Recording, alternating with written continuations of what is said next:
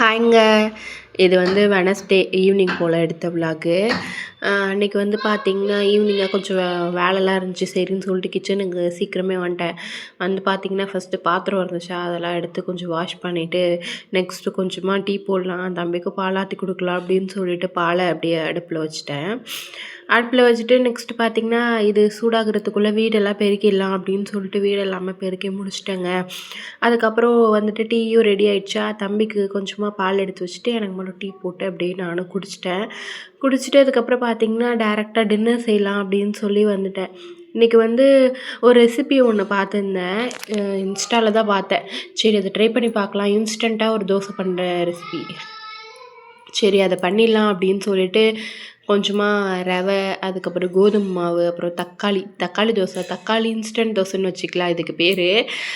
ரொம்பவே சூப்பராக இருந்துச்சுங்க. டேஸ்ட்டும் ரொம்பவே வந்து நல்லா ஒட்டவே இல்லை கல்லில். நமக்கு அப்படியே வந்து நம்ம அதை வந்து ரொம்ப அப்படியே புஷ் பண்ணி நம்ம தோசைக்கல்லில் போட்டு தேய்க்கணுங்கிற அவசியமே இல்லை. அப்படியே இப்படி எடுக்கவுமே அப்படியே வந்துருச்சு. நல்லா சூப்பராகவே வந்துச்சு. நான் கூட வந்து ஒட்டிக்குமோ தோசைக்கல்ல அப்படின்னு சொல்லி பயந்தேன்.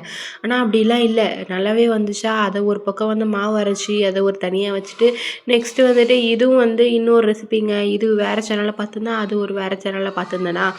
சரி இதுக்கும் நம்ம மேட்ச் பண்ணி சாப்பிட்டு பார்ப்போம் எப்படி இருக்குன்னு பார்க்கலாம் அப்படின்னு சொல்லிட்டு ஒயிட் சால்னா, ப்ளைன் சால்னா அப்படின்னு சொல்லிட்டு போட்டிருந்தாங்க ஒரு ரெசிபி.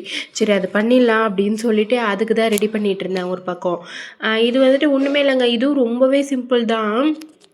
ஃபஸ்ட்டு வந்துட்டு வெங்காயம்லாம் கட் பண்ணி வச்சுக்கிட்டேன். வெங்காயம், அதுக்கப்புறம் பார்த்திங்கன்னா தேங்காய், பச்சை மிளகாய், இஞ்சி, பூண்டு, சீரகம், சோம்பு, அதுக்கப்புறம் வந்துட்டு மிளகு எல்லாத்தையுமே போட்டு பேஸ்ட்டாக அரைச்சி வச்சுக்கணும். நெக்ஸ்ட்டு பார்த்திங்கன்னா நமக்கு பட்டை, கிராம்பு, சோம்பு எல்லாமே போட்டு கொஞ்சம் அது வந்து பொரிஞ்சதுக்கப்புறம் வெங்காயம் மட்டும் போட்டு வதக்கிட்டு அதுக்கப்புறம் நம்ம பேஸ்ட் அரைச்சி வச்சுருக்கோம்ல அதை போட்டு லைட்டாக உப்பு போட்டுட்டு அதை ஒரு 2 விசில் விட்டு எடுத்துட்டோன்னா குருமாவும் ரெடிங்க.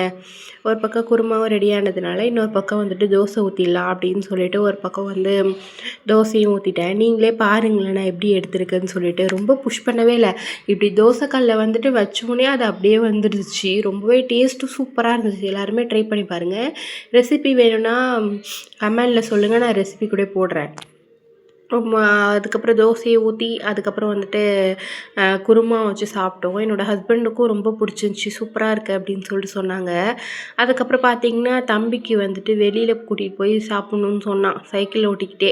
சரின்னு சொல்லிவிட்டு அவனுக்கும் வாசலில் கூட்டிகிட்டு போய் சாப்பாடு ஊட்டி நாங்களும் சாப்பிட்டுட்டு தூங்கிட்டோங்க. அவ்வளோதாங்க. விளாக் நெக்ஸ்ட் விளாகில் பார்க்கலாம். பாய்.